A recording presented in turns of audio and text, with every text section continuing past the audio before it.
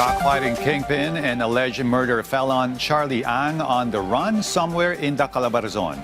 Human trafficking suspect attorney Harry Roque on the lam in Vienna, and flood control scam player and former House Appropriations Chair Zaldico living the high life in Paris.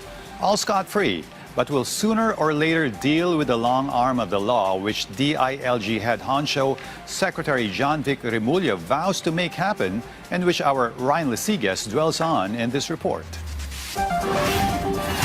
Despite being hunted by the law in the Philippines, former lawmaker and fugitive Zaldico is allegedly living a luxurious life in another country.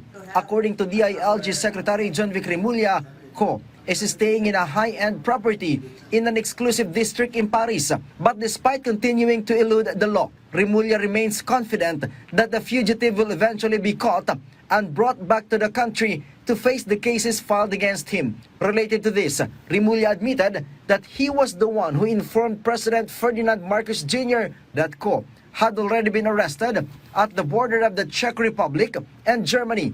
The information allegedly came directly from the Bureau of Immigration and Deportation. Remulla insisted that Co was detained for 36 hours for violating immigration law. Yes, immediately nagpadala kami ng yung ambassador natin, nearest ambassador to the Czech Republic, pinadala namin kagad to coordinate. Yung military attaché, pinadala rin namin. But, nahuli ang padala natin ng abogado.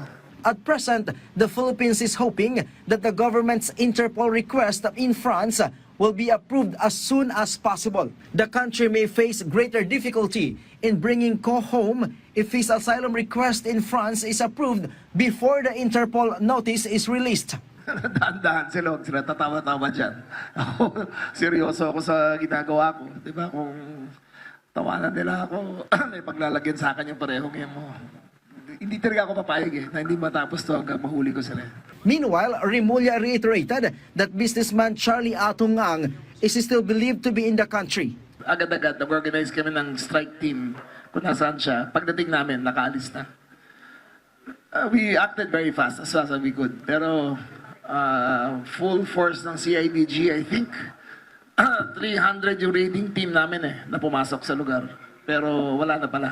While this week, a decision is expected to be released regarding Harry Roque's asylum request in Vienna, Austria. Ryan Lesigas from the National TV Network for a new and better Philippines.